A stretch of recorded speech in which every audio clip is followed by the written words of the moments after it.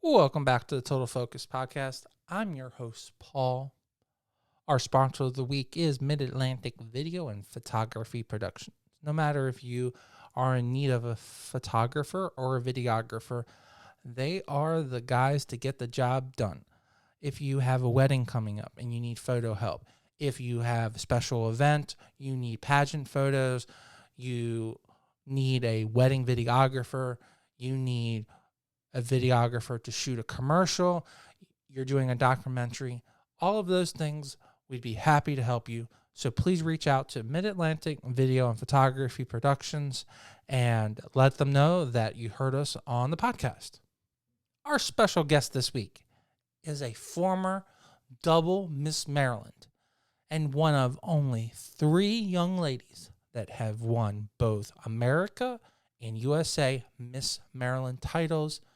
I am so thankful to have our second double title holder on the show.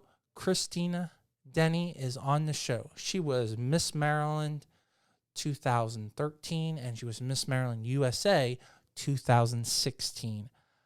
What can I say else but an absolute incredible woman? I'm always blown away when I get the opportunity to really do a really awesome sit down with her and to do photos with her. She's an incredible person inside and out.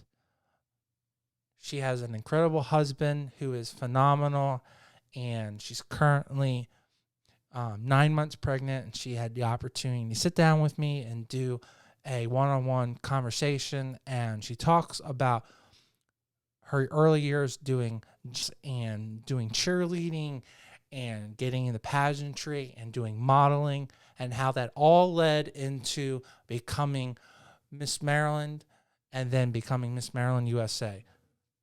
What an incredible person. If you like pageantry, then you need to listen to this episode. So stay tuned.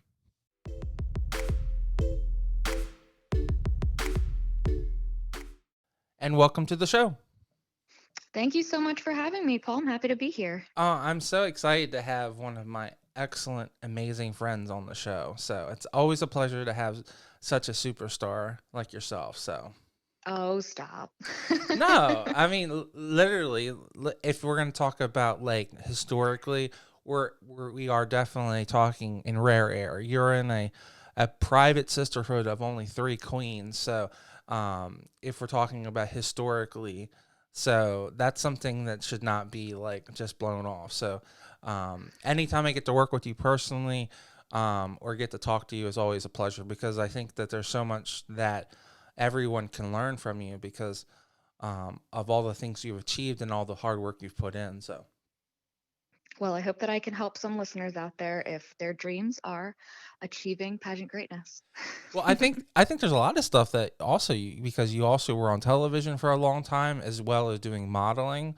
So Yep. I think there's lots of things, and then on top of being short traveling around the world for pageantry, so I'm sure there's lots of things that you could really help some people because you know starting out, I'm sure you weren't the guru of everything, but now Oh, that you have that, definitely not. he's like now that you have that, I'm sure that things would have gone much easier. So, Yep. Well, we'll touch on all of that. It feels like a lifetime ago now, but well, I'm happy to relive the good memories. the great thing is that in pageantry you can do it your entire life. So just because you're in your next voyage of life doesn't mean that you can't do something else. And I'm sure television will be calling shortly. So don't don't rule that out. So. Yeah, I don't rule anything out. I don't burn any bridges. We'll see what happens. I always get asked, are you going to do Mrs. America? Are you going to do Mrs. Pageants? And I'm like, you just have to wait and see. I don't know. I think you'll probably crush them if you would. So, but I think Well, I stay I tuned. I think your baby is going to take up a lot of your time for at least a couple years. So I assume that you're going to be an awesome mom and you have an awesome husband that's going to just spoil your baby too. So I'm sure that that's going to be your first priority. So Yeah, that's the center of my world right now, especially being in quarantine. What else is there to do? We're getting ready for baby. So Yeah. it's been really exciting. It's did you think that it just happened to be a good time for you guys to really build a great bond as a married couple? Do you think that's worked out to your advantage? I think absolutely. And it's so funny because Ethan, my husband, and I both work at the same place and we've both been able to work together at home. So it's really worked out well for both of us. I mean, considering I would still, like to go out to TJ Maxx once in a while, but all things You as they really love are. that. I thought you were. We just did a No, I photo. wasn't joking. We just did a photo shoot outside, everyone, and she was almost 10 feet away. I did not want her to get sick in any way, and I'm not sick and she's not sick, but we're just playing good role. And she made this comment that she wanted to go shopping, and I'm like, oh really? I'm like, okay. And it's funny too because I'm such a frugal person and people know me as being very, conscious about savings, but I just love walking around and seeing everything and it's just a fun hobby. But isn't It's TJ not the Maxx? same online. But is oh, I know exactly.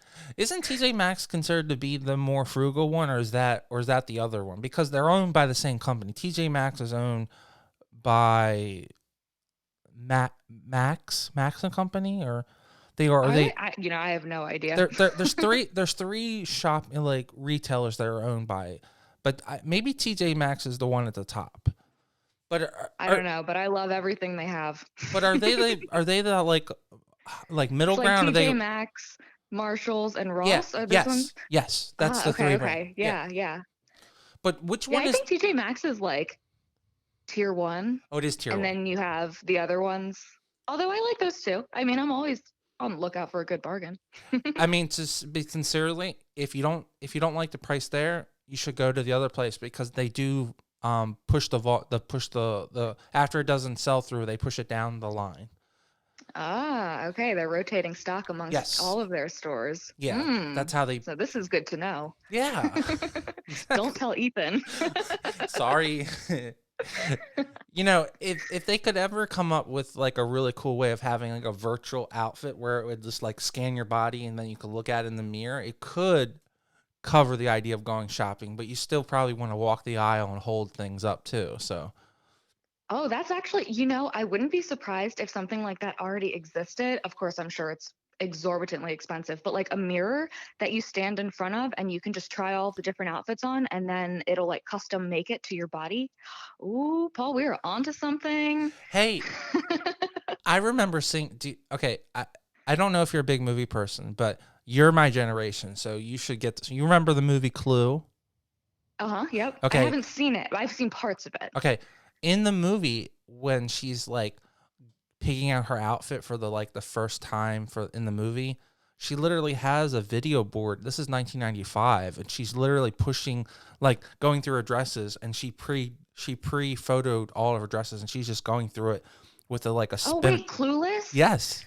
Oh, yes, yes, yes. Oh my So that's gosh, it has what I'm been a talking about. minute Like, since I've seen that. I know, but that's exactly what I'm talking about. But like more like you're moving and like it scans your actual body. So if maybe if you gained a little in one section, it will adapt. Show you what it looks like. Maybe the dress will rip if you wear that dress. So, Or something. this one is extra flattering. Exactly. Yeah, that would be great for the way my body's looking right now. I'm Oh, getting pretty whatever. large in the center.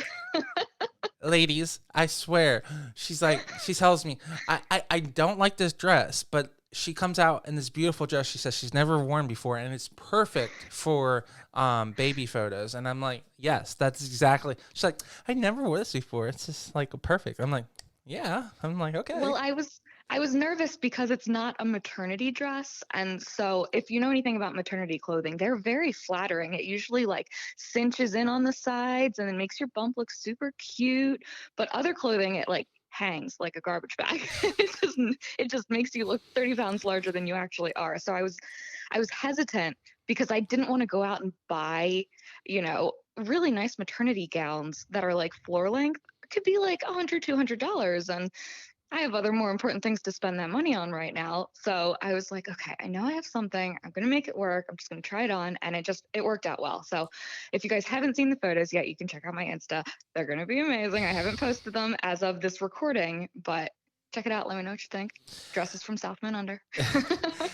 See, hey, you should reach out to them before this airs and see if you can get a promo code so you can be like, so I totally adore us. I love these people. Wink, wink. So It's so funny about that.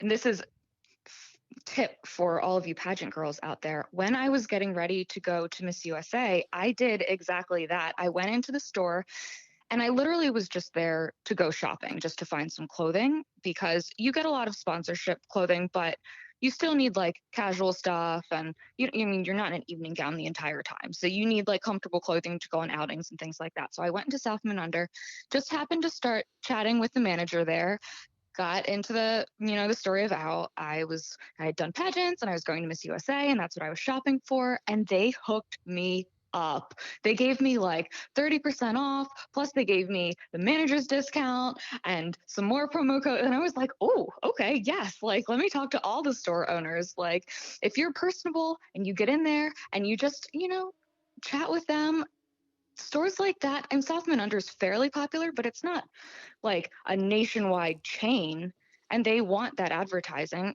A platform like Miss USA is huge. So if you can get in and make friends with like managers and owners of boutiques or other stores that you like, you could really get hooked up with some good discounts. do you think that's just a simple thing of being open and honest and communicating with whatever it is? If it's a shoe company, it's a clothing company, it's you're doing a project. Is it just that communication level that you need to express yourself and try to see if they're willing to work with you? Oh, yeah, definitely. I mean, communication is like the job of being a title holder. It's literally what you do. As a title holder, you make connections with people. That's what you do. That's the job. So if you can practice that even before you've gotten the title, and you're going to have those skills to bring to the pageant, first of all, but it's also going to help you with every other aspect of your life, because that's going to be important in jobs. Like a lot of the reason people get ahead in jobs is because of networking. It's because of who you know and the relationships that you're able to form. That's part of the reason I love pageantry so much, is because it taught me those skills. But if you're interested in, forming partnerships, getting sponsorships, it is 100% about how you communicate with them. And it's not just what they can give to you, which of course it's nice to get free things, but it's also what you can give back to them. How are you going to help promote them? What are the benefits that they are going to receive off of helping you out? So you come to agreements with people. I'll do so and so posts. I will, I have this many followers. This is how many people are going to see this. I will shout you out on the radio. Whatever you can to help them out as well. It's a give and take. Do you find it's always good to negotiate, or are you willing to go if someone's going to do something like give you a discount? Are you willing to do more because of that, or do you like to narrow them down to a certain amount of requirements? I always try to do as much as possible. I mean, if they're going to be generous enough to help me out, I'm going to do whatever I can to help them out in return. One particular boutique that I've been close with for probably, I mean, it's been like almost 15 years now that we've been very close, is Synchronicity. And they have literally saved my butt so many times. And it's just really great if they know that you are going to go out of your way to help them, they're going to do the same for you. Like when I was getting ready to leave for Miss America, I had been working with I'm not going to name drop because I don't want to like throw anybody, under the bus, but I had been working with a different boutique. I had ordered a dress for the Show Us Your Shoes parade, which I was very excited about. And for those of you who don't know, it's this huge parade, which I really hope they'll continue. And we can talk about Miss America and where it's Oh going in a yeah, second. we're gonna get there. But I had ordered a dress. I was told it was going to be in probably like a week before I was ready to leave. It was not. I was given incorrect information. It was literally the day before I had to leave for Miss America. I did not have an outfit for the Show Us Your Shoes parade. And because No, I had no. such good communication with Synchronicity and we were so close, I literally was able to just swing by and I was like, oh my gosh, you guys, I'm freaking out. I don't have anything to wear. And they were like, deep breaths. Let's take a look at what we have. and I ended up finding the most perfect gown. And they were like, just take it, just take what you need. Do you need other outfits? Like, here, borrow some dresses. Like, we know you're going to make us proud. We just want to make sure that you're comfortable and you have everything that you need. So it really speaks to the importance of having good relationships with people, specifically sponsors if you're in the pageant world, because they do so much. They literally give so much to these pageants. I mean, sponsoring every single person's opening number dress, like, that's crazy. That could be like 30 to 50 dresses that they're sponsoring. So So that's like be a hundred grateful. thousand, $200,000 worth of product that could be damaged or that is out It's a there. lot of money. It's a lot Yeah. of money. I don't know if it's quite that much, but Each I dress is mean, what, they really, $500, $600? Is that it could be. I mean, it depends on the dress they choose. That's a lot There's of a lot of money. I different mean, that's factors. crazy. Yeah. It is, yeah. Do you think is that you've learned a great way of communicating and building that, or do you think that they've recognized that from past queens, or do you think that they've built a great relationship with you personally, so they trust you more? I think it is. I don't want to say that they don't have good relationships with everybody because, of course, sponsors always try to make it work with Sure. any title holder. I mean, you win a title for a reason because the judges see Mm-hmm. your character and they see that you're a good person and, you work a lot in the community and you're going to work hard with the title that you're given. But, it's just like making friends. Some people Right. you end up being really, really close with, and some people you're just friendly acquaintances with. And I think that's what I would equate it to. I mean, I find that your personality is definitely very open and giving and willing to help. So that's why I was just trying to it's to me it's really important to be that way because then you get twice in return. Like I always take the philosophy that um you do what you can, like you pay it forward. So and then you hope that it comes back. You don't require it to come back.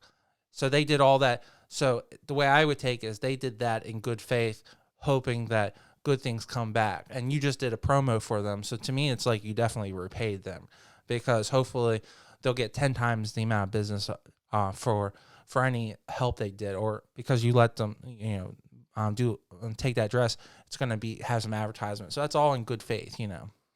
Yeah, definitely. And I just like people. I just like making friends. I like being able to just stop in the store whenever and, update them on my life and see what they're doing. And there's like new grandkids and, everything is very exciting. People graduating college. And I just like to keep up with people's lives. And I'm a people person. That's just who I am. Well, I mean, the pageant world, that's one thing that you definitely have to grow into if you're not a people person. You have to grow into it because if you're not, then would you say you would struggle if it's not you're not a people person naturally?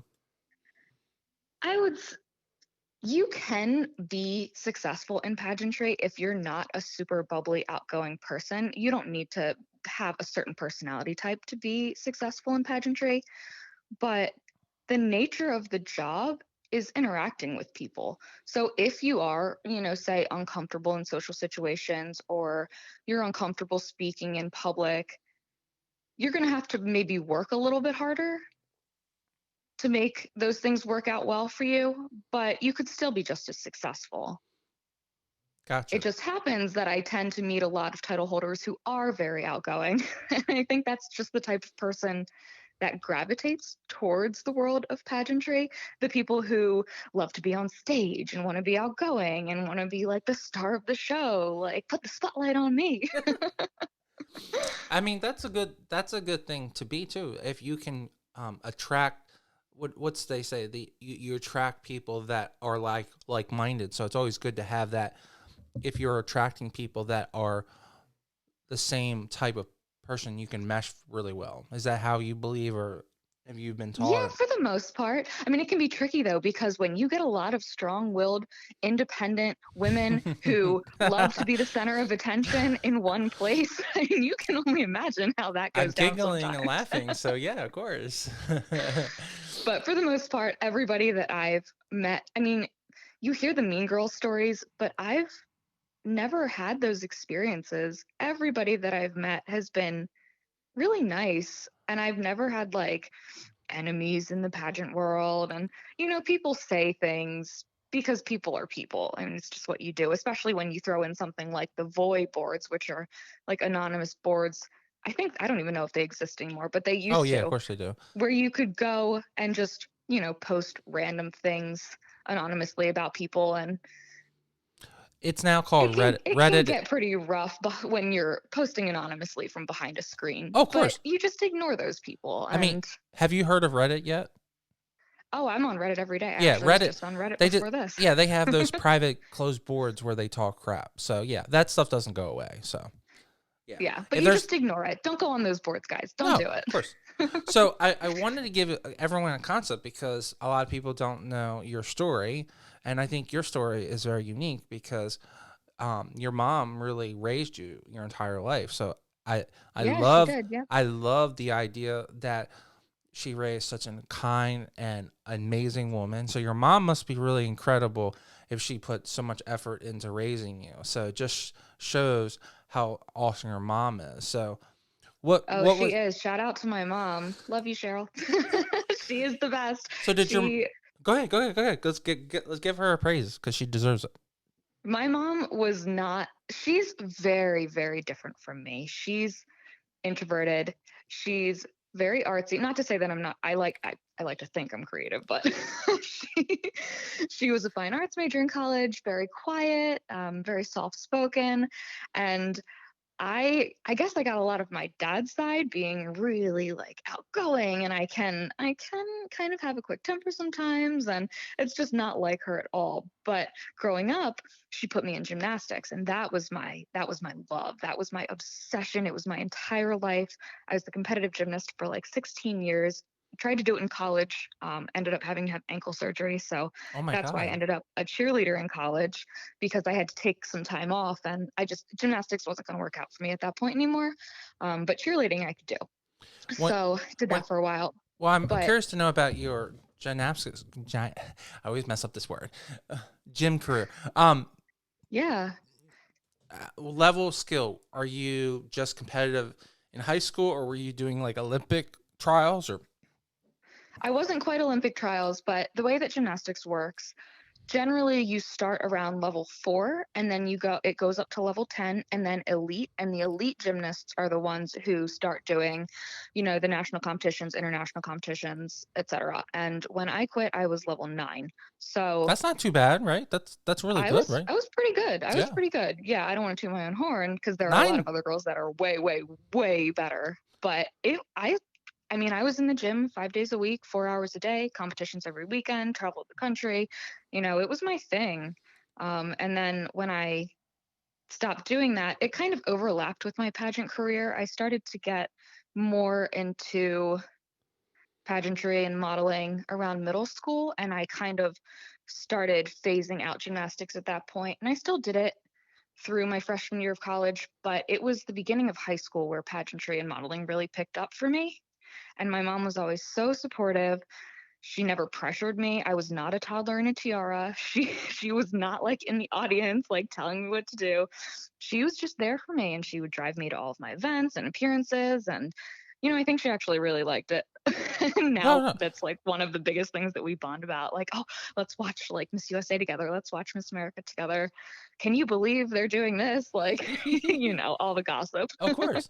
Do you think that your mom wanted to be a pageant girl but she was an introvert and she was more of being on the sidelines and she raised a I daughter that don't was think gorgeous enough for that or I could never see I my was mom just doing breaking a it down pageant because you said ever. no, because you were just breaking it down that you said she loved to paint. So sometimes that people that like to paint are more of an introvert, and if you have a daughter like that, you were the outlet. So you did professional sports. So I just didn't know if that was how you took it in your life. No, I don't think that was ever really something that my mom was interested in. I don't think that it was even something that was in her mind at that point. I mean, when she was growing up in like the 60s, girls weren't really, I mean, she swam, that was her thing, sports wise, but art, it was art. She wanted to do art. She wanted to be an art teacher. And that was her big interest. And she was like I said, she's introverted and pretty quiet, and I don't think I could ever see her being like, "Look at me, like I want to be the center of attention in any aspect of anything." So So I don't think pageants would have been on her radar at all. basically, I guess the way I would take it is that then your mom was really someone who was really just a wholesome person and really held your hand, but she didn't push you at all, which sounds like Exactly. the most ideal situation then.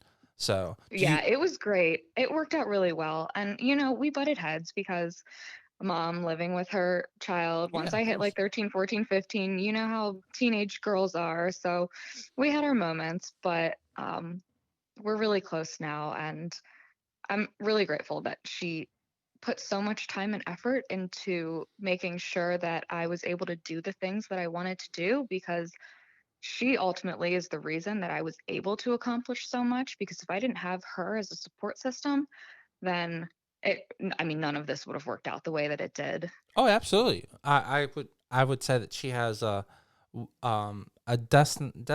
definitely an investment as well as a I would say a nice percentage of that titles that you've won definitely goes back to her hard work. So um Uh-huh, absolutely. yeah, Yep. yeah. Agreed And that's any 100%. parent, right?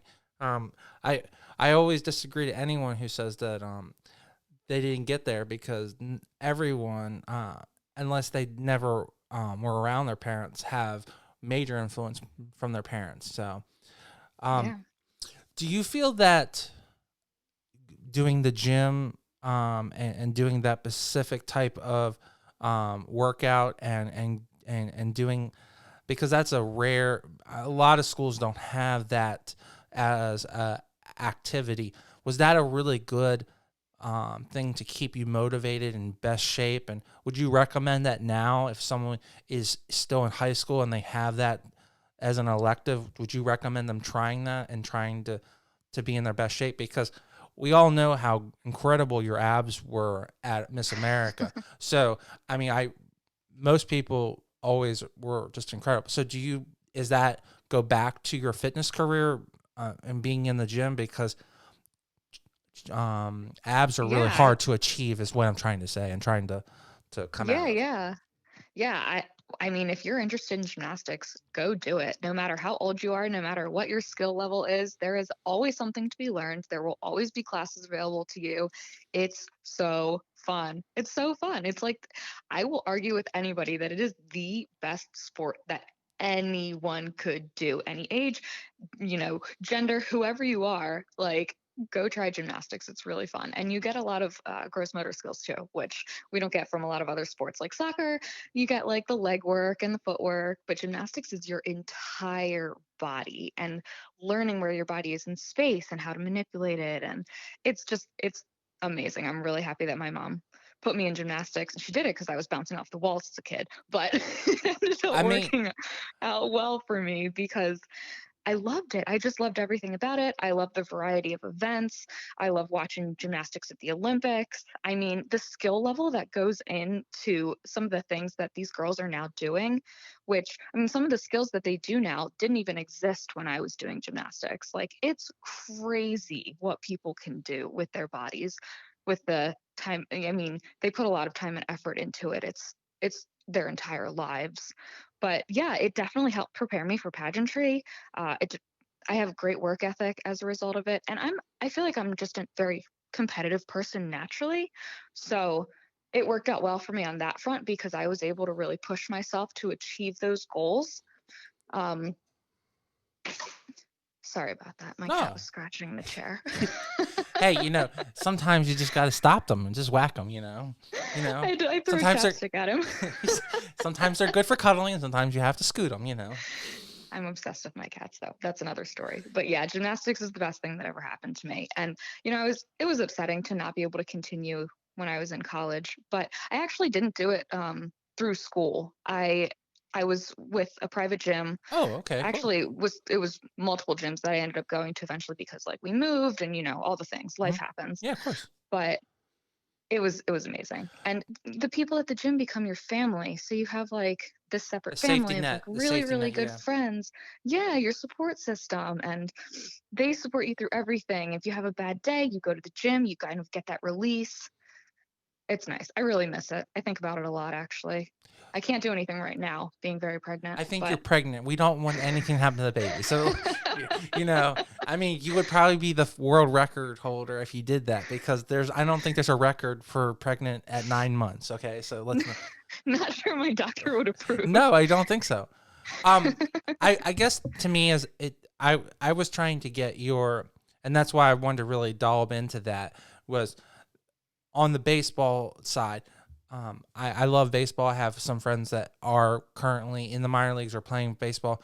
And one of the things that they always recommend when you're in that young period between middle school, high school, and then going into college is perhaps play a lot of soccer because running has a lot to do. You stop and start, and soccer is all about stopping and starting, running and running. So they say footwork is really important. So that's why I was trying to get your opinion on that portion. It sounds like if you really want to be in the best pageant shape, then doing that particular outlet of exercising would be in your best interest to really like works on your like you explained works on your total core. It gets your body in shape. You build that teamwork. It sounds like it's the perfect outlet to train your body to do pageants if you want to go down that goal. It could be. And everybody's different. Not everybody likes to do things like that. Some people, are marathon runners and that's what they're into. And that's what they enjoy doing. And that's what works out well for them. And that's what they can motivate themselves to do. So, whatever is going to keep you working out, that's what you should do. Oh, Getting ready for pageantry it's very physical. I would say it's probably 80% mental, 20% physical, but that 20% physical is intense. Like you really need to be at the gym, you need to watch your diet. And it's interesting to see now that pageants, specifically Miss America, are kind of segueing away from the outward physical beauty aspect of it. They don't do the swimsuit portion anymore. So I am interested to see where that goes down the road. But it's still important to look good and feel good and be healthy. So whatever can keep you active, whatever you enjoy, that's going to be the best thing for any individual person. I absolutely agree with you. My only comeback is if it worked for you and you have two state titles with the two most important titles in the entire state of Maryland, then if I was a pageant girl, I would say I want to achieve that. So if that's what sent you on that goal, then I would probably want to mimic that because if my favorite athlete was a soccer star and then he started playing baseball and that's how he got his footwork down.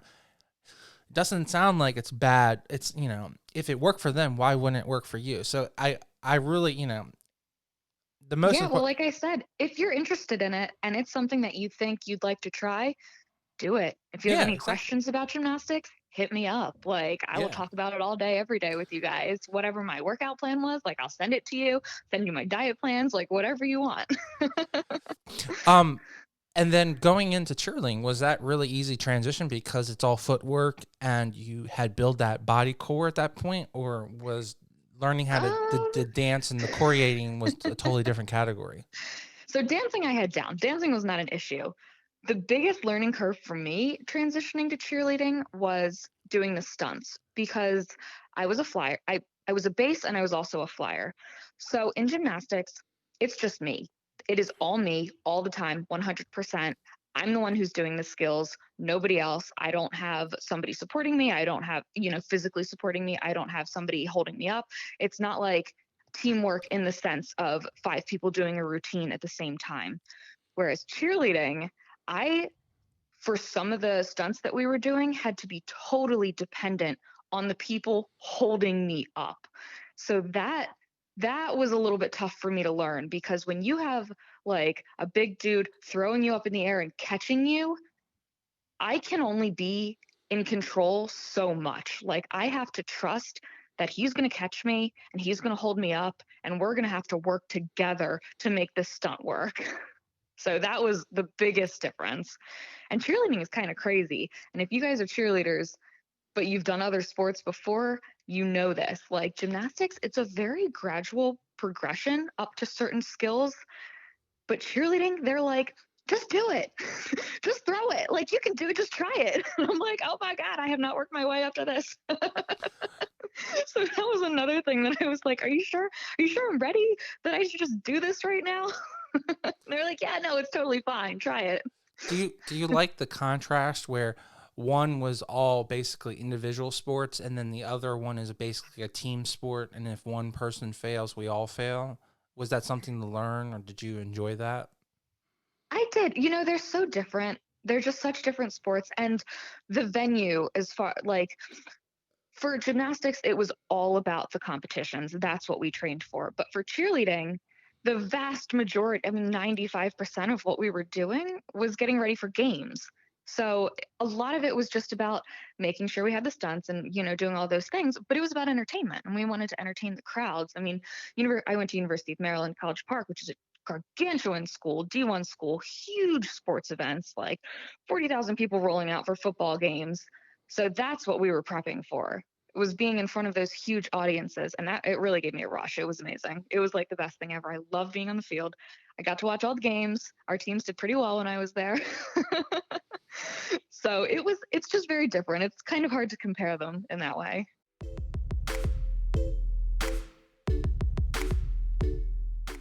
I just wanted to take 1 second from this great interview and talk about our sponsor of the week, Mid Atlantic Video and Photography Productions.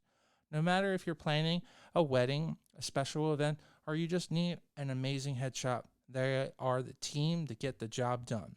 You can reach out to them at 443-422-3830. Again, that's 443-422-3830. Or you can just go right to their website at mavpp.com.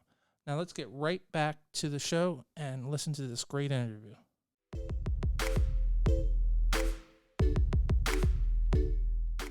Okay, so you've gone through this injury, you transitioned into cheerleading, and then you also transitioned into doing modeling. So where does the pageant light go off? Does someone mention it? You said you had watched it with your mom. Was that in the same time frame, or is that after you had already competed? Okay, so this is going to get a little bit confusing for a second. Sure, let's break it down. I'm going to break down the timeline of how all of this happened. So I was very into gymnastics from the time I was like 3 or 4 years old until my freshman year of college. I started getting into modeling around middle school. I actually went to Barbizon. I don't know if you guys have heard of that. It's a modeling school. So I did that. I don't even remember how I heard about it. Maybe I got something in the mail, I think. A lot of people say I that. must have You been on wouldn't be. like a mailing list. You probably were. Yeah, so I got something in the mail. I did this modeling class for probably like 6 months. I really liked it. I did a couple of competitions after that. I saw that agents liked me and that I could actually do this, but I didn't really get into it a ton at that point because I was still in school. That was my main focus, and gymnastics was still something that I was kind of interested in. But it was as a result of Barbizon that I ended up learning about pageant world because that was not something that I really knew about, thought about. It wasn't like a thing in my life. I didn't watch like Miss America or Miss USA really up to that point because I was busy at the gym all the time. So I learned about that. I did my first pageant when I was, I want to say 14, and that was Miss Maryland Teen USA. So I was like a freshman or sophomore in high school at that point. I didn't place, but I got the bug. And you pageant girls know, you get the pageant bug, you keep coming back. You're like, all right, well, this is it. This is my thing now. So whatever I have to do, I'm going to do it. Was So it I just that actually, high of being on stage, especially at the Maryland Theater? it was everything. And so Miss Maryland, USA and Teen USA always takes place in Bethesda. They work at the Bethesda Marriott. It's been there every year. So I did that, and I didn't know the Miss America organization existed at that point until I was in college. And it was my freshman year of college, right when I had learned I had ankle surgery. I wasn't really doing anything else. And I was like, oh, you know what? I'm interested to, get back into pageantry. Let's do some research. I went online, learned about it, and I was like, oh, hello. There's an organization that will literally give me scholarship money for doing well. It's like, okay, well, this is the one for me. I'm going to try it. And I went my freshman year, I was in Ithaca in upstate New York. So halfway through the year, I decided I wanted to come home. I transferred home starting my sophomore year at University of Maryland. And that's when I began with the Miss America organization. So that fall, I did my first Miss Maryland local. It was awful. I totally bombed. My onstage question was horrendous. I walked off stage and cried. It was really bad. I was so nervous to interview, so nervous to do the onstage question. I didn't know what to expect because I hadn't done that before. But Do you remember the being question?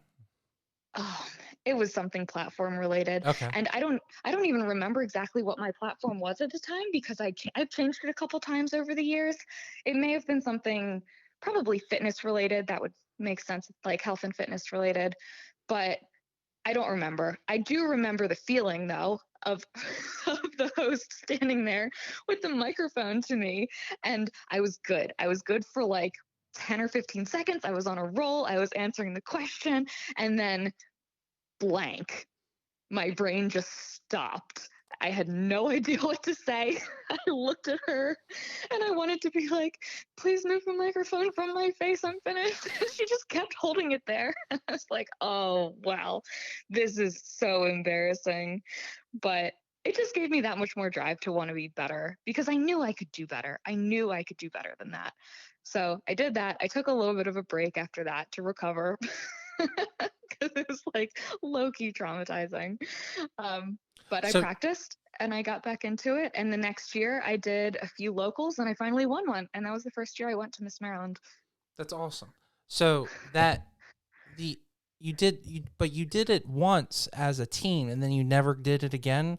And then fast forward, you didn't do it until you went back to college. Is that? I want to make sure that I had that right because I thought I heard you. Yeah, yeah. I did Miss Maryland Teen USA. Oh, let me try. I feel so old. I'm having like the biggest brain fart.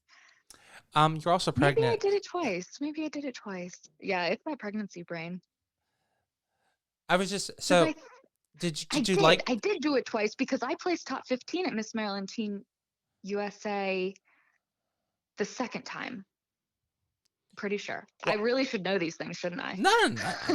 I mean, you only competed. I mean, like, if I was in those bright lights, I think I would remember something. I mean, Oh, no, that's correct because I remember the dress that I was wearing. It was a crazy dress. It was like teal with like cheetah print and all this other like crazy okay, patterns on that's it. not. Yeah, that must have been your teen brain because that doesn't sound like an adult Christina at all. No, my style has definitely evolved since then. Well, the first year I competed, I was in like a satin brown evening gown No, with no, sorry. I know that there are pictures somewhere online. If you guys look them up, you'll see. Are Go you trying way to ask for back, blackmail? Are you trying? way back in the Maryland Teen USA vaults. You'll see. You know, Evening gowns are expensive, I and know, but you were I didn't talking have the about enemies. experience Your at that enemies are gonna point. pull those up. I didn't know. I just didn't know better. I thought it was pretty at the time. We just went to like a regular like department store or whatever, got a dress that I liked, and that's what I wore. Hey, You live and you learn. well, I will also say, at the time, I'm sure you felt very confident and beautiful. So the most important thing, I'm sure you would say, and you can tell me what you think about this, but that you feel confident at the time, and history is what it is. I mean, colors and opinions and shapes and sizes change over time. So I assume at that point you felt beautiful. Am I wrong? Yes, and that Okay. is you're so right. It is the most important thing because judging something like an evening gown is so subjective. And they tell you, I've done a lot of pageant judging since then. You're not judging the gown. You're judging the girl in the gown. You're judging her confidence, her charisma, her poise, how she presents herself, because dresses can always change. When you crown a girl, they're never going to be seen in that gown again. You're going to have a totally different wardrobe the next time they step out. So that's not what you're judging. So don't focus too much on the actual dress. I will say, having worn a brown satin gown in a pageant, I mean, I wouldn't it's about recommend how you brown as being feel the in it. color. Brown is not usually, if you go to pageant planet, brown I think is on the bottom of the list of colors, but that's okay. I mean, that's fine. But that cheetah print dress that I had with all the different patterns, I loved that dress. I wore it to my prom. It made me so happy. So I don't regret that choice. Nope, not at all. Do you think that competing as a teen or a Ms is different, or do you think they're exactly the same? It's just you need to learn a little bit more. It's all about preparing. I think for any pageant, preparation is going to be key. Yeah, being a teen is different than being a miss. I mean, it's just a big difference in where people are in their lives and the type of person that they want to present themselves as. So when you're a teen, typically you're going to be, I mean, this is a way overgeneralization, but teens are wholesome and they're sweet and they're caring. And not to say that Miss aren't, but Miss tend to be more sexy, you know, and they're working towards careers, whereas the teens are very focused on school. So it's just little differences like that. Like you wear a two-piece when you're a Miss, but you wear a one-piece swimsuit when you're a teen. It's just small differences, but the way that you're preparing generally is going to be the same. You're practicing your interview, you're making sure that you present yourself as confident and poised, that you know your platform depending on what system you're competing in, preparing for whatever system you're going into. That's a really, really important thing that I don't think people realize. And I think that that's part of the reason that I was able to do well in multiple different systems is because I really took the time to like research and learn what the differences were, what the mission of each system is, what their goals were, who they had crowned previously, what type of girls do they go for. And that's not to say that you should change yourself, but it's really important to be aware of what each system stands for. For example, if you're going to go compete for Miss Earth, but you have no no environmental, humanitarian experience, you're not really setting yourself up for success in that system because it's all about the environment and saving the earth. And even if you go out and like plant some trees or pick up some trash, that's going to help you because it shows that you've learned about the system and what their goals and mission are, versus just going in and being like, well, I'm pretty, because it takes I mean, there are a lot of pretty girls out there, but like, what are you doing to make yourself stand out, and do you represent what the system stands for? I want to ask you a really hard question when it comes to being a judge. Okay. And I Uh-huh. think this is a good question because we talked about teen and Miss. Is it also if the girl is, some people are very born with very good looks. It's just, I mean, it is a fact. If the person is already born with the fact that, she might be 15 or 16, but she looks like she's 21, there's nothing she can change for that. Is it going to be really hard for her to win a teen competition because there is that expectation she's supposed to look, like you were saying, she's supposed to look younger? Um, is that a fact? That's tough because I mean, you don't want to judge people on things that they have no control over, but at the end of the day, appearance is part of it. If she really looks that old, I mean, there are things that you can do to make yourself appear younger, but if it's just like her bone structure, I, as a judge, wouldn't penalize her for that. Okay. But I think her wardrobe needs to express the fact that she's 15. Like, she shouldn't, Of course. waltz in dressing like she's 30, Right. because she still is going to be representing a teen title. And you see title holders where the teen looks older than the miss. It just is what it is. I wouldn't penalize somebody for that. No. I mean, I guess what can you do about it? I know. No, I don't. To me personally, I don't think it's a negative, but I just didn't know how's that perceived and how they should prepare to go in. Like, should it be better that they just focus on not focus on the teen if they already look like an adult and they look gorgeous and it's not like they look old, they look like they're a 20-year-old. Should they just skip over teen and because you can skip over that. You could, like yourself, you only did two and you didn't play, so you could just skip and just go and wait a couple years and do the Miz too. I, so I don't have that problem because I feel like I have a baby face, Hmm. but I would never recommend sitting something out because of the way that you think other people are going to perceive you. If that's Okay, something fair that enough. you're interested in, go for it. If the judges disagree, they disagree. Different judges, different day, different results. That's how every pageant works. If, say, somebody, you know, say there was a judge who got in a car accident with like a blonde woman the day before, and then she comes and judges a pageant and is mad at blonde people. I mean, you can't control things like that. Like, you just have to go in and be confident and do your best, present your best self, and that's all you can do. But I definitely wouldn't recommend that people. I mean, if a teen looks older, whatever, she Okay. should still do something that she loves. No, I think that's just, it was a good. I thought it was a really good question, and No, it's because it's interesting to think about because people do have opinions like that. oh yeah, of course. I mean, being a judge is very um, subjective because it's not like it's a sport where you have to hit and it's based on your skill level. You're really are judging that person on very superficial things. I mean, everyone can answer a question, but it's your opinion on how they answer the question. So, um, Right. And we're told as judges, you're not answering on the actual opinion that somebody is giving you. So say I ask somebody something that's political. I'm I'm not judging on whether or not I agree with their political beliefs. I'm judging them on whether or not they can answer the question directly and support their answer. So opinions aren't like that shouldn't matter in judging. And people have them and it can be kind of hard to like separate your personal opinions from the job that you're doing. But a good judge is not going to let stuff like that get in the way. They're going to say, okay, I might disagree with you, but that was a fantastic answer. Like, you go, girl, 10, A plus, gold star. oh, and that's a great judge. I mean, someone that can be down the middle, has puts their personal opinion no factor, but understands that you responded and talked elegantly to the audience and didn't stumble or fidget or anything. That's the most important thing. Yes, absolutely. And don't wear jangly earrings. They're very.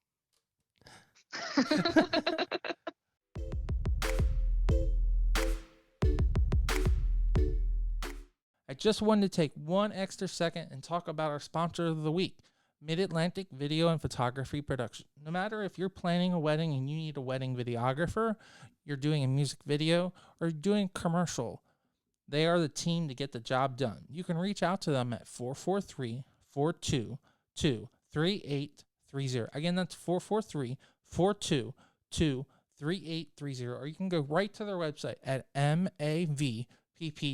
Now let's get right back to this great interview.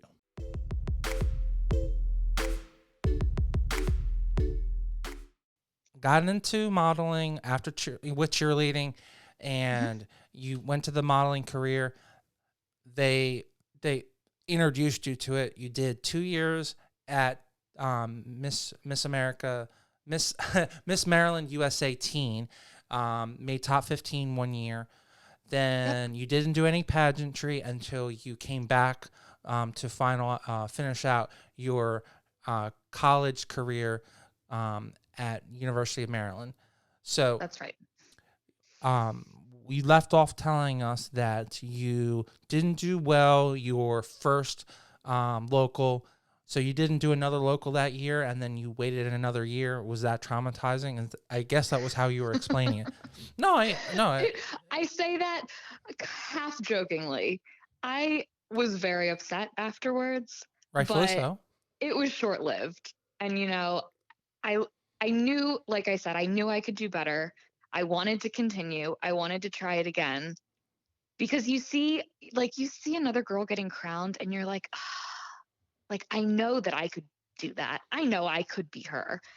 So it just gave me that much more drive to come back and do it again. And that's why when I waited the rest of the year, and then the next year, I think it took me 4 or 5 locals before I won. Like, I did local after local after local, and I know some girls, you do them all season until you get to sweeps, and then finally you're like, yes, I did it. Like, this is it. And it can be disheartening to keep competing and competing, and you see all of these other girls winning, but stick with it because, like I said, different judges, different day, different results. So I kept with it. You learn something from every competition. You learn what works, what sounds good, what looks good. I mentioned, I changed my platform a couple times. That's totally fine. You find something that fits for you. And so I eventually won that local. I went to Miss Maryland. I placed top 10 the first year. That was a really good feeling. And that just, motivated me even more to come back and do it again. I did the next year. I went to Miss Maryland 4 times before I won. So the first time I got top 10. The second time, I didn't place at all. I didn't place at all at Miss Maryland the second year. And I was devastated. Then the third year, I came back and I got first runner up. And the fourth year, I won. So it was not like a slow rise to the top. It was not, it was kind of rough at some moments. And there are definitely times where you're like, should I keep doing this? Like, this is a lot of time that I'm investing. It is a lot of money. It's a lot of effort. And for those of you specific to Maryland, I live in Baltimore. So I'm like Central Maryland, but a lot of the Miss Maryland organization is based in Western Maryland. So I was spending a ton of time on the road because almost all of my appearances for the local titles that I held, they were all in Western Maryland, which is like a 3-hour drive. So it was like every other weekend I was driving out to Western Maryland, and it can be tiring. And I kept with it because I love pageantry, and more importantly than that, I love appearances, and I love people, and I love interacting with people and building those relationships. So it was just something that ended up being very passionate about. But I know that it can be really disheartening sometimes when girls keep coming back and they don't understand, like, why am I not winning?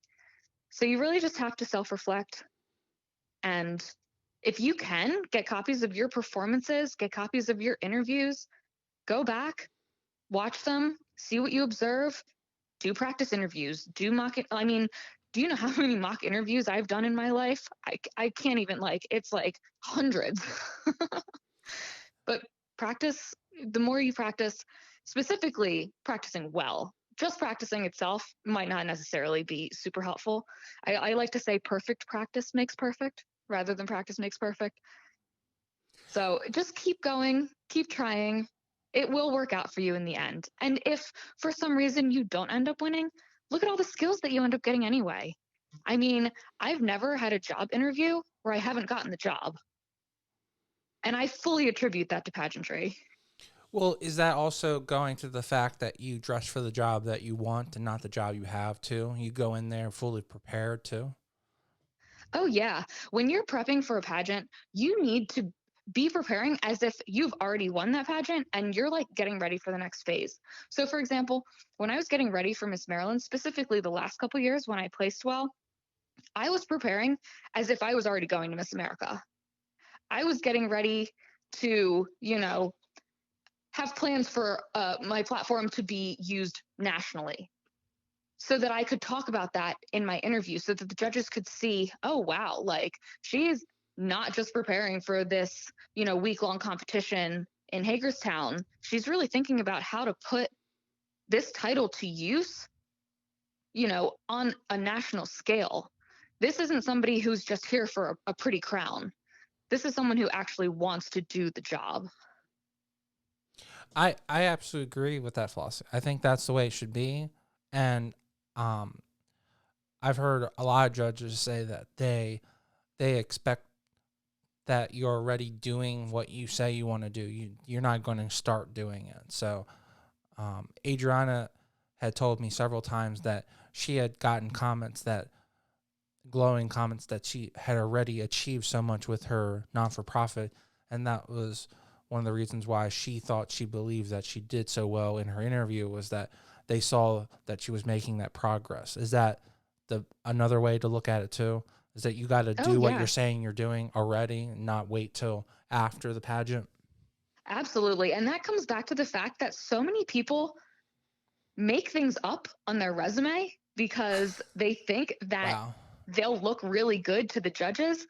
But if I'm a judge and I'm looking at a resume and I'm like, wow, that's quite an accomplishment, I'm going to ask you about that.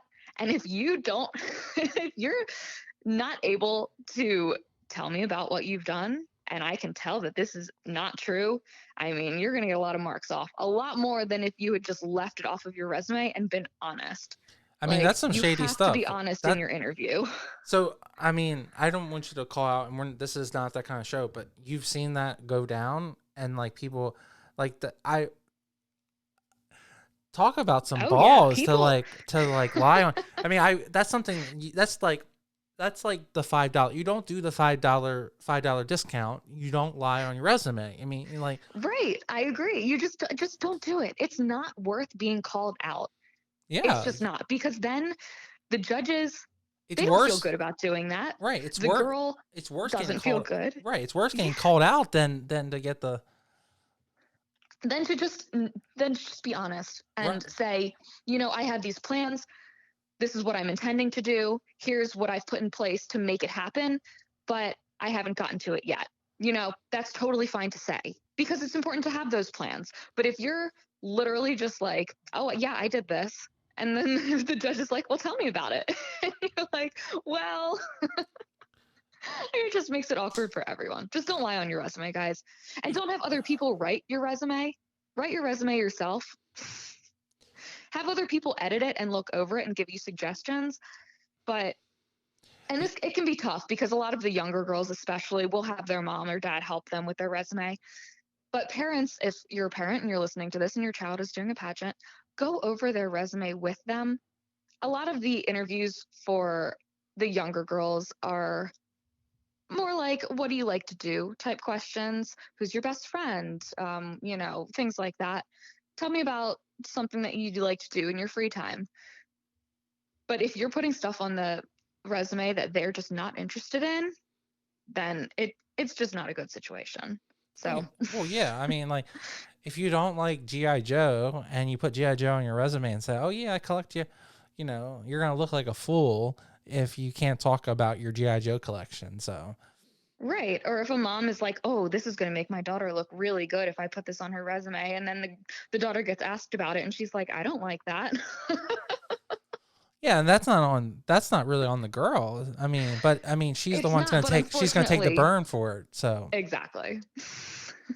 um, so I wanted to ask you, because you said you didn't do well your second year. Is that second year as the biggest impact on you? Because the first year you said you made top 10. So Hmm. did that second year at Maryland really motivate you and really galvanize? And because the following 2 years, you said you made first runner up and then you won. If you didn't do well that second year, do you think you would have still progressed as much, or do you think it would taking you longer? Because I I see that as a defining moment that you sound very disgruntled on, and I would be too if I was trying to win this, especially if you made top 10 the previous year.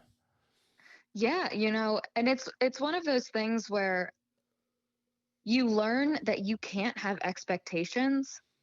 Like, just because you did well a previous year doesn't mean that you're going to do better the next year. And so that was one of the big lessons I learned.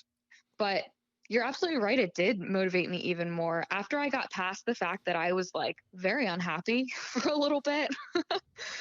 I was just like, okay, well, what did I do wrong? What can I do differently? What do I need to focus on? How can I better prepare? And I know what happened that year to make that not a year for me. It happened in interview. It was like a series of very specific questions that they asked me that, and I'll talk about it. So they asked me, do I think that somebody who is a lesbian can be Miss America? And I essentially was like, yes. Okay. Why not? Like, why wouldn't somebody be able? Why does that matter? I don't remember my exact answer. It Sure. probably wasn't that good, but they kept asking me about it. And I feel like I Weird. got into this like weird spiral. I was like 3 or 4 questions about it. And I was like, we really don't have enough time to be talking about this that much. I don't care. Nobody's sexual orientation matters Right. for I being a mean, title holder. Like, it just doesn't. if you Stop know asking me about if this. you know Christina at all, Christina is the most caring person, so that plays no factor in her being in any way. So I mean, And I was so confused as to why they kept talking about it, but I don't know if it, do you think one of the it judges were gay and they wanted to yeah, I get? have no idea. I have no idea. But I got asked about it a few times. They kept talking about it. And I think it just really affected the rest of my interview. I was pretty flustered that it kept happening. And so the rest of my interview wasn't great. And so it was that interview that kept me out of the top 10 that year. So going into the next year prepping, I knew that I had to be ready for any question and I had to be ready to answer it in a way that was politically correct, that got a good answer across, and that was succinct so that we could end it and move on to the next topic. And one of the most important things you'll learn when you're interviewing in like when you're practicing for interview is that you as the contestant have the power to control the direction of the interview. So say we're talking right now and I don't want to talk about this anymore, it is totally within my power to segue into something else and then we're going to start talking about that It's a good instead. politician. So exactly. So that's a really important thing to learn in pageantry. If they keep dwelling on something that you're just not interested in talking about, you can transition. Say, you want to talk about your platform instead. You haven't touched on that yet. Transition into your platform. Oh, well, that actually reminds me, I've done some really great work with XYZ, blah, blah, blah, this organization. Start talking about that. So that's a skill that I think is very important for pageant girls to learn. You control the interview. Like, yes, the judges are asking the questions, but you're going to control what they ask next based on your answer. Christina, you're absolutely right. You know who does this the best? Okay, and this Who's is that? not a political show in any way. Our president, because if he doesn't want to talk about Yes. something, he literally would be like, yes, I got all my did you not see how many people came out for my nomination? It was so amazing. Oh my god. It was so okay. you know so Yeah. it's just that, I like, mean, it's true though. flipping the script and just believing in yourself, and talking with authorities usually gets people to, like, get off that topic. Is that the best way to say it? Yes. Yeah, I think it is. If you don't want to talk about something, they can't force you to talk about it. Right. They can keep bringing it up. And if it does get to that point, it is totally within your power to say, I would love to talk about something else. Hmm. I don't think this is relevant to the job. I wouldn't be so blatant as that. Keep it wholesome and politically correct. And, Hi. you still, I, you I still want love to be you very so positive in much. all of your answers. Exactly. But you definitely have the power to kind of nudge them in a different direction. And so going into the third year at Miss Maryland, I knew that. And my interview that year was not perfect. I actually got a question that I always bring up as like the most difficult question I've ever gotten asked in interview. And I straight up told them. So they asked me, this was the third year that I placed in the top 5. They said, what is the most important, in your opinion, what is the most important event in history? In history. And how has it affected you? Okay. What? Wow. What? Mind blown. Like, I was literally standing there for probably 10 seconds going back through like as much history as I could possibly.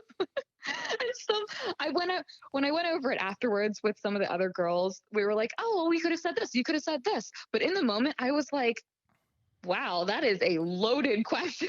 Like, in Yeah. history, like that's a lot of time we're talking about I now. know.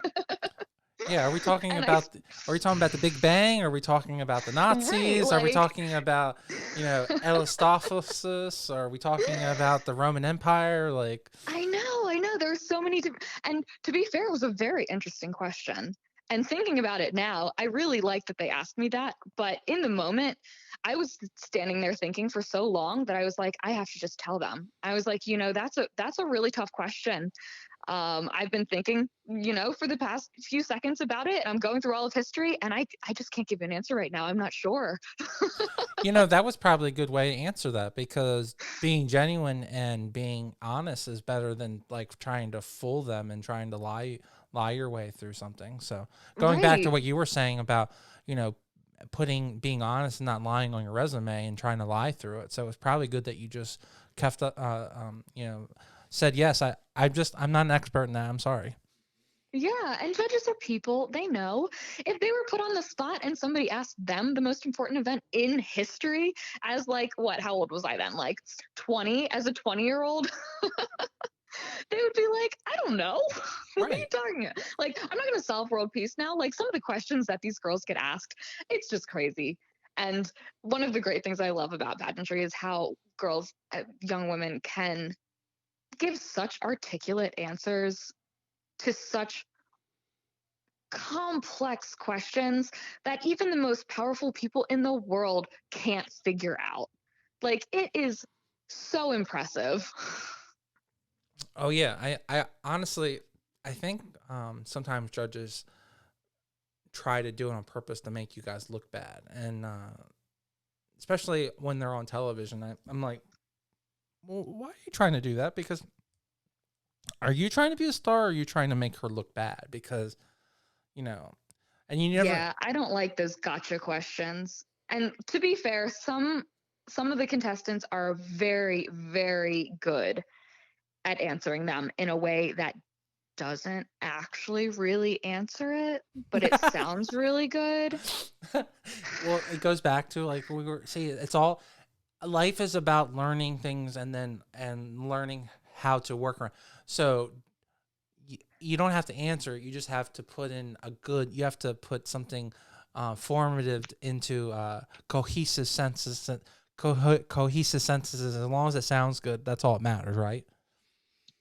Ideally, you will be able to answer the question at least a little bit, but sometimes, I mean, when they're asking to solve like international relations issues, Yeah, sometimes I those are just deep. wish the girls would be like, listen, like the entire government of this country cannot even solve this problem, and you want me to solve it in 10 seconds?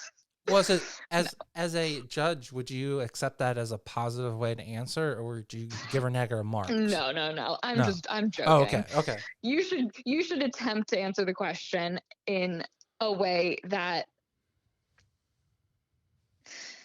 there are ways to get around hard Of questions like course. that that are more general. And one of the things that I always like to fall back on is education, because I mean, any question that you get asked, there's going to be a way to say that learning more about it is important, that people should be more educated on the topic, things like that, that do answer the question, but they don't get into like the nitty gritty. They don't get into politics. They don't get into like those things that could be very controversial. Of course. There are techniques that you can learn to answer those really complex questions.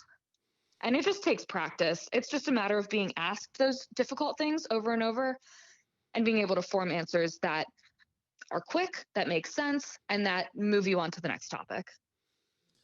Well, now that you were talking about moving on to the next topic, I want to get your opinion, because you're in that group of girls that basically were the last couple classes of the real Miss America.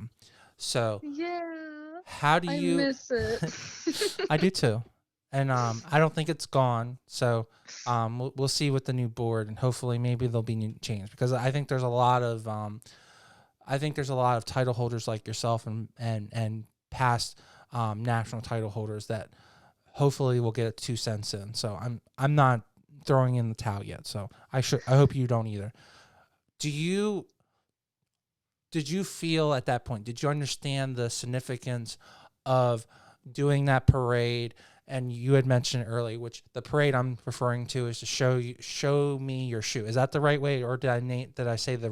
Because I always get the name Yeah, of show us your shoe shoes. shoe parade, and then actually doing the pageant in Boardwalk Hall, because that's where WrestleMania was, 4 and 5. That's where it's been. I mean, that building is extremely famous when it comes to historical. Did you understand that? Like, when you were there? Do you look back on it Yeah, very I mean, fondly that you actually had the opportunity? I do. I literally like the stars aligned for that to be my year at Miss America, because Boardwalk Hall is so iconic. Miss America being held in Atlantic City is, I mean, it's where it's like the Miss America location. It's where it should be. It's the I home I of think Miss so. America. It I was go ahead. incredible. I mean, the experience that I had there was the best experience that I've ever had at any pageant before or after. It was it was like the epitome, it was the cherry on top. Like all of my pageantry, like that it was amazing. There aren't even words to describe. I had such a good time. I made so many friends that I still talk to, like way more even than the pageants that I did afterwards. Like I'm close with some of the girls from Miss USA, but it's the Miss America girls that I still talk to a lot. It's that experience that I think about the most positively when I think about my pageant career. Adriana makes that specific comment too, that um, her Miss America class is 100% tight. They go on trips together. They hang out together, but her USA crowd is like very hodgepodge when it comes to like groups of like different demographics of girls, and they're not all in line. So it sounds like it's exactly the same. Is that just how the organization is, that the girls that are Miss America girls are about being a team and working together, and the USA girls are all individuals and they're not necessarily going to be long-term friends? You know, that's an interesting question. And I had not really spoken to Adriana about her experience, but it's really funny that you say that she had a similar experience in that Mm-hmm. way. I don't know if it's like the type of girls that gravitate towards each of those organizations. I mean, we know that the girls going for Miss America tend to be the more academic minded. They want to go and, you know, get their masters and PhDs. They want to be doctors, teachers, lawyers. And of course, we have like the performers and the entertainers as well. But the point of Miss America is to win scholarship money Right. to advance your education and career. Whereas a lot of the girls in Miss USA, I mean, I don't say this in a way to like put anybody down because I did both, but a lot of the girls, they're very focused on modeling and acting. We see a lot of them going to try to like be on shows like The Bachelor. And I had a friend who actually competed with me at Miss America and Miss USA who was on Survivor. And, you know, That's it's just a cool. different crowd. Yeah, it was really cool. Very, very cool that I mean, she if did you're that. And she actually did really well. It was Desi Williams. oh, you did okay, okay. I mean, if you're gonna do any show, I mean that's a more reputable show than doing The Bachelor. So I just I giggle and know. laugh. Although I will say, I love The Bachelor. I am part of Bachelor Nation. Ethan and I watch every season. Well, you have your Bachelor, so you can laugh at all the girls making a fool of themselves on national television. So I just think it's interesting, having done TV, how the producers, for those of you who don't know, very little on The Bachelor is real and unscripted. And it's just how it is. They set it up for it to be a certain way, for the story to play out in whatever way they think will be best. And yes, there's some autonomy, like the people get to choose who they like ultimately for the most part. But I just think it's really interesting to see how the producers set up the different shots and the type of dates that they send certain people on. And it's just fascinating, really. It's like it's like the best people watching experience that you can have. I don't necessarily like The Bachelor, but I do like that the show they do after The Bachelor where they go to the beach and they just Oh, Paradise. yeah, I think that's a better show. That's an interesting show because they just throw everybody I into know. one island and they're like, Yeah. all right, go. Right. I mean, that's more. I will admit what I do like to watch, especially during quarantine, is the dating shows. Like Love Is Blind, I thought was really awesome, and then the other one. Oh, don't even get me started. We watched all of that. I just want to say that I really hope that Jessica is getting some help for. Yes. Oh, Jessica. Well, we'll get off this topic because we definitely want to get to USA. But I love how in Love and Blind you start with a cast of both black women and white women, and then the entire black cast just disappears, and they don't even mention it. And I'm like, okay, so I guess. Yeah, there were so many people that I was like, where? What? I thought, what happened to them? Were they on the show? Like, It was like they just got, they put them on an island and sent them off. I'm like, okay, I guess they were. and there was one guy who was staying with the guys who literally was the Ethan was like, is he like the show therapist? I'm like, no, he's a contestant, but they only show him like giving advice to the other guys. They never show him actually dating people. I don't understand. I think it's a good premise, but the way they eliminated people was just it's not that hard to just be like they didn't find love, but they just acted as if, oh, no one's gonna notice that half of the cast and it's all gone. and it's all the black people. I'm like, I mean, are you trying to say that if you're dark skinned you can't find love? Like, was really like, and like they just happened to make sure that there was one white couple and black couple, mixed race couple. I'm like, that was way too obvious. My biggest qualm with that show, and then we can move on. No, go ahead. Is that all of the people that they chose were fairly attractive. I know. Like I want it to be real people. Like they were all in shape. They all, for the most part, had like pretty good careers. Like, where are the people? Like myself, let's be honest. I'm a chubby guy, but I got a great personality, and like I'd love to see like a normal person on there, I agree. Like where it's Love is Blind, but then you're all ending up with like very attractive, in shape, successful people. Like, okay, come on, exactly. Producers. Like I really would have loved to see if it was a chubby guy, and then he really connected with a really gorgeous woman if she would say no. Because that should be the experiment. Like, is love truly blind? That's what they wanted to know. Right. Because to me, I'm a very romantic, and I know I'm a chubby guy, so it's hard for me to build that connection with a really beautiful woman because men or women are very shallow. So people in general, yes, especially in like nowadays with like Tinder culture, it's a mess. I'm glad that I've totally like avoided that dating culture. Oh, whatever. You're you're in. Have you ever seen those ratings where they say S, A, B, C? You're an S. You're super, like you're above A. Whatever.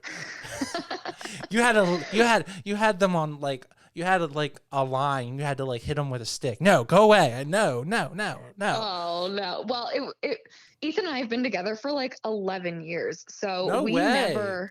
Yeah. Hey, kudos to him. Tell him. Yeah, it's been a while. That's some talent, to like tie you down and have you on lockdown for 11 years. That's a talent. Or vice versa. Did I have him on lockdown? Ooh. Okay, that's what I'm talking about. Okay. Yeah, so we didn't do any of the Tinder or, the dating online stuff. We didn't do any of that. We just like totally missed it. So having all of my single friends now who are like, oh, I'm so frustrated with this like, one night stand scene. And I'm like, well, maybe you shouldn't do one night stands. That's the key. Yeah, but it's hard to get out of that because it's like so ingrained now. I don't know, in like millennial dating culture. Maybe we should do an app that you have to only date the person based on their profile, and you have to talk to them like Love is Blind. Like a Love is Blind app. Okay, we're taking it to the real world now. Yeah, I like it. Yeah. Hey, after her making children, maybe we can solve everyone else's love career. So yeah, give me a few months of raising an infant and then we'll solve all of the world's love problems. Hey, if there's anyone that is qualified to do it, I would definitely put you in that category. So I would be happy to make you chief love happiness coordinator of the world. So I like that title. Yeah, I have to get some business cards printed. So in that experience, you're fully aware of how incredible that is. Do you do you are you thinking like you're done then after that experience, or what what is After now? Miss America, Yeah, yeah. What? Why did you decide to do USA? Was there something lacking? Did you feel that if you would have been Miss America, then would you feel fully fulfilled, or because you didn't win, you didn't feel fully fulfilled? That's why you went and did USA. if I would have won Miss America, so Miss America is a very demanding job. It is grueling. It is a year of living out of two suitcases and traveling every 2 days throughout the country. I think I probably would have been pretty over it at that point and not continued on. And I don't know, actually, I don't think there have ever been any girls who have won a national pageant who have gone on afterwards to compete at a different system, except recently Andrea, I can never pronounce her name, Gibao or something like that. Mm-hmm. She just won Miss New York USA and she was a national title holder for a different system. I want to say Earth. She's like the first Yes, she's she like the was first Earth. example that I've seen of somebody winning a national title like that and then going on to continue competing in a different system. But I think if I would have won Miss America, I probably wouldn't have continued. And I definitely had to take some time after that to kind of regroup because it's hard. I mean, pageantry, like you go to a pageant like Miss America, 2 or 3 weeks there. You're on all the time. It's constant. You're waking up at like 3 a.m. to do your hair and makeup. And then you have like rehearsal and appearances all day until like 11 o'clock. You're doing interviews. You're getting, called by the press to step out. And it's so much. It's grueling. It's exhausting. It's fantastic. And it's really fun. But you really need to like regroup afterwards. So I did that. But I I wanted more. I knew, and it comes back to my very competitive nature, I think, that I thought that I could do well in other systems and why not try it because I competed at Miss Maryland USA after so my timeline is like all blurred in my head. Sometime after I think it was actually the year after I did not place at Miss Maryland America that I decided to try Miss Maryland USA as a Miss for the first time. And so I had actually done USA in the midst of my America competing time. Interesting. So Did I you? knew like kind of what the experience was like. It's very similar to being a teen. They make it really fun. It's a weekend, so it's like Friday to Sunday. So it's not like a huge time commitment to do the state competition. And um, I had the wardrobe. So Right, of course. yeah, so I decided why not? Like I'll compete and we'll see what happens. So after Miss America, I took some time and I was like, I think I could I think I could do Maryland USA. I want to give it a shot. Let's see how it goes. I'm not going to put a lot of pressure on myself. So I did, I don't remember the years, but the second time I competed, the first time I competed as a Miss, I don't believe I placed, or maybe I did top 15. No, top 15 the first time. Second time I got first runner up. Third time I won. So 4 times to win Miss Maryland America, 3 times to win Miss Maryland USA. Right. So don't give From up, ladies. Keep from going back. from your cheat. If you ever do a photo shoot in my office, I ask for an autograph. So based on our cheat sheet here, you have a 3 year gap between America and USA. So you're 13 Yep, America, 16 in USA. that's right. So do you think that the USA pageantry was also a good contributor to helping you win the original America title because it was helping you practice and continue like sharpening your knife, as they would say, for competition? Oh, yeah. I mean, like I said before, anytime you're able to do an interview, to be on stage, to be in that environment where you're, you know, essentially trying out to be a title holder and you're in a competition to win a title, all of that practice, no matter what system it is, it's going to help you. because you're getting those skills. You're being on stage. You're getting rid of any nerves that you might have had. So any time that you can, practice. That's why a lot of people ask me. I've done so many different systems. I did a smaller one called Princess America, and everybody says that they like to brand themselves kind of as like a Miss USA training ground. Princess America does. So I've had a lot of girls ask me, should I do Princess America? And I'm like, yeah, why not? Why not get the practice? You get to go to Florida. It's fun. It's a great group of people. The guy who runs it is so sweet. Why not do it? Like, take advantage of every opportunity you have to be on stage, every opportunity you have to interview with really well qualified judges. But their Just claim, do it. but their claim is really true because you've won USA, and Adriana did the same thing. So there's a lot of validation that Oh if you yeah, they do have a that pageant, you're going to go ton. on to win. So Yeah, I think that's not a lie. I think that's a valid point. So they have a ton of girls who go on to win USA state titles, whether they're teen or miss. Yeah, they know what they're doing. I mean, it's great. He gets some really, really good judges in every year, and you get good feedback at the end of it, which a lot of pageants don't give you feedback. They're not like, you should improve on XYZ. They're just like, oh, well, you didn't win. Bye. See you next year. But Princess America does give you feedback, and certain Miss America locals, the directors will give you feedback, which is always appreciated. but it's But not that's why I required. think That's the no, bad thing. not at all. And a lot of them, the majority do not. It's just like, well, good luck. Hope you learned what you did wrong. And see That's why I think it's that's so important to disheartening. do like mock interviews. Right. And that's disheartening to like put all the effort in and then they just like they they're like, I'll take your money and thanks for supporting my local, my local business, because that's basically what it is, because Yeah. you're donating money to this charity so you can enter, but you're also supporting their local business. So I I really do think that doing a small pageant like Princess America is really good, because if I'm correct, please, if I'm wrong, please let me know. But from what I've been told, their rules are specifically how they are at USA. They're laid out Yep. exactly the same They way so set that it you up understand that. just the same. Yeah, does that help? Going back to USA, knowing that they're exactly the same, that you feel so comfortable. It's like coming home and everything's exactly the same. Yeah. Well, anytime so a lot of preparation is, I think, one of the most important things. So you have the physical preparation, you have the mental preparation.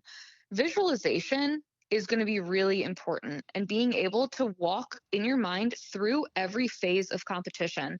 So if you've already had the opportunity to physically do every phase of competition in the same way that you're going to in the future go and do it again, it's just going to help you that much more. If I get to do the same length interview with the same number of judges, then I already know how it's going to work out. I know I'm going to walk in, I'm going to sit down right here, I'm going to greet all of the judges. I can walk through everything. I can visualize myself doing all of that, so that afterwards, when I'm getting prepared to do, say, a USA state pageant, I know what to expect. So there's not that like fear. You don't feel any sort of, I mean, you might still get nervous, obviously. That's normal. You might get some butterflies, but knowing what to expect is so helpful. Like, nobody likes being thrown into a situation that's like totally brand new to them. That's why all of the practice and visualization and going through all of the phases of competition in your head is so important. So going back to how historic the national pageant is for America, did you feel the same way about USA, or at this point, America is so far ahead above USA, it wasn't comparative, or are they on the same level at this point? Because I personally love how glamorous USA is. So I like I like the USA style. So in your opinion, now that you've already won America and you're now the USA title holder, what was that experience like going to nationals? It was so different. It was so like, I try not to go into any competition having expectations, but I just okay, so I'll break Sounds down like it was a the biggest letdown. differences. I wouldn't say it was a letdown because I still had a good time and I still made a lot of good friends. And at the end of the day, I got to compete at Miss USA, and that was really, really cool. But the thing that I loved about America is that they had us out and about throughout Atlantic City all the time. At Miss USA, we spent most of our time in the hotel. We only got to go out a couple times. I went to Red Rock Canyon, which was awesome. We did like an autograph signing on the strip, which was pretty cool. But most of our time was spent inside in rehearsal. And in Miss America, we rehearsed a lot. Yes, we did a lot of, getting prepared, making sure we knew walking patterns and choreography. But I felt like I was able to interact with the community of Atlantic City way more at Miss America than we could interact with the people of Vegas when I was at Miss USA. It was just a different experience. And I agree totally. I love the glamour of Miss USA. I love doing all of the photo shoots, and modeling is something that I've always been interested in anyway. So they're good. There are pros and cons to both. They're just very different. It's kind of hard to compare them because they are so different. Is did you like the experiencing that Vegas USA, because most people connect, even though USA doesn't have a designated history um, with the national pageant, most people connect Vegas with USA. Was it exciting for you to go to Vegas to have your national title? It was awesome. I had never been to Vegas before That's then. It cool. was so hot. It was like the middle of the summer in Las Vegas, which is probably part of the reason that they had us inside so much, because you step outside and you're like dripping sweat. But I didn't get to see a ton of Vegas while I was there. I didn't get to see a lot of it. So I wish that I would have had a chance to just explore and, you Mhm. know, see all the different sites and visit all the cool places, and not just the hotel and then the venue. Is the best way to describe it that the USA is more of a TV product and America is more of an outreach product, and TV is 100%. okay. Yep. Yep. Absolutely. Yeah. I would say that USA was very much like a reality show almost. Wow. Okay. Cameras everywhere, documenting the whole process. I mean, you've seen the productions. Oh yeah, of When course. they air Miss USA, you see a lot of like, bum bum, here's the drama behind the scenes. Oh my gosh, did she break her ankle? And America, it's like, look at these awesome platforms. Like, look at the incredible work that these girls are doing. And I wish that USA, and they have recently, since IMG's taken over, they've put a lot more focus on the girls and the great things that they're doing. And I really like that. I really like the direction that they're going with that. Um, but prior to that, and I was the first year that IMG had taken over, so maybe they were still kind of, getting their footing, seeing what worked for them, developing, their plan for production. And I totally understand that because having been in TV, I get it. Well, they But also they really did have to separate themselves from the prior administration. oh And yeah, so yeah, I mean I mean, that once Trump stepped down, they had to be like, we're different. yeah, of course. Um, so overall, do you have any really strong recommendations or theories, or if you have someone young that wants to compete in either, what do you think that they should do? We had talked about fitness career, about how to be in great shape. We've really broken down what it is a judge is looking for. So just to sum it up on your side, what are some things for America and USA that someone that's wants to compete in those systems that could do well? So I know that's hard to do, but Yeah, there's a lot of things. I'll try yeah, to no, sum it up yeah, you can briefly. you can And do. these are going to be applicable to both, because I think really any pageant system, whether you're doing America, USA, World America, Earth, IJM, like whatever system you're in, the most important thing is to know the system, its mission, what they stand for, what they advocate for, what kind of title holders they typically crown. That's going to be really important in your preparation, and making sure that you say have your wardrobe correct, that you're practicing the right types of interview questions, because some pageants don't do politics at all.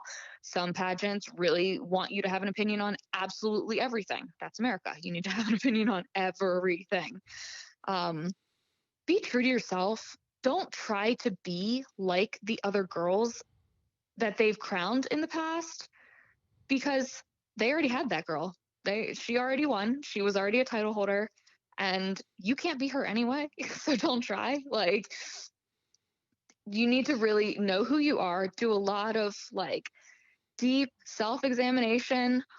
What are your hobbies? What are you into? What are your interests? Have things that you're passionate about. It's going to be important that you're not just a girl who is into pageants. I mean, pageants are great, but you need to have things in your life apart from that. Because at the end of the day, like, yes, winning a sparkly crown is important, but there's so much more to life than that. So have important family relationships, have hobbies, have, school, have stuff that's important to you. And that's just going to make you that much more well rounded as a pageant contestant anyway. So be prepared, know yourself, be honest. Be honest with yourself, be honest with your coaches, be honest with the judges. If you don't have a coach or you can't afford a coach, utilize all of the free resources that are available. YouTube is great. Watch previous year's pageants.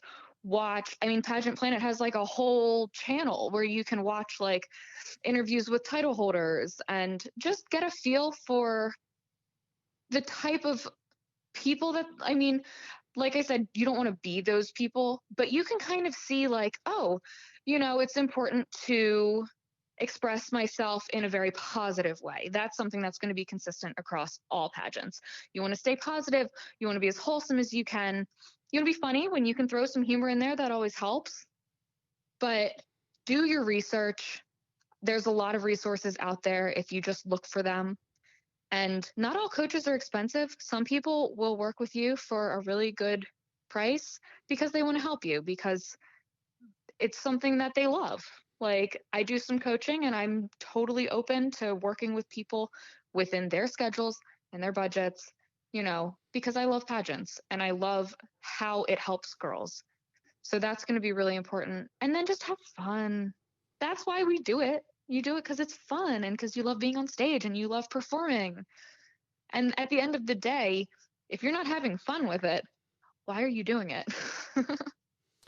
I mean, your laughter is so infectious. I mean, do you think at the end of the day, like you're saying, if you're not liking it, then why do it, right? Yeah, yeah. Why would you continue with something that makes you miserable, or that you are struggling?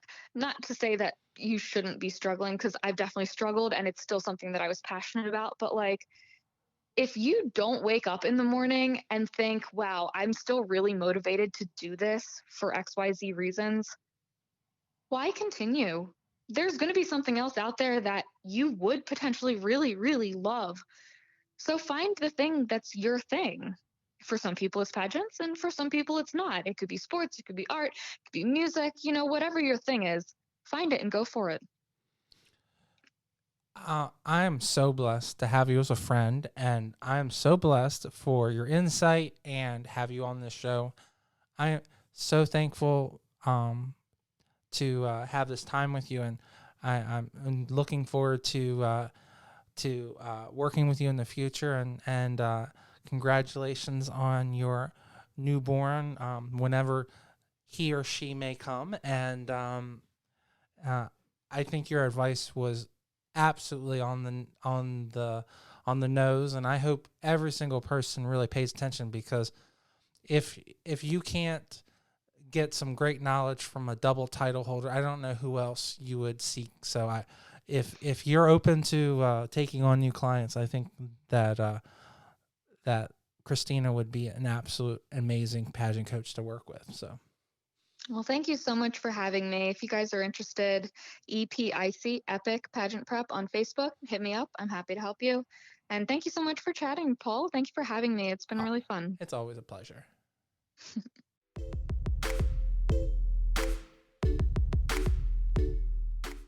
Thank you so much, Christina, for coming on the show. I mean, what an incredible episode.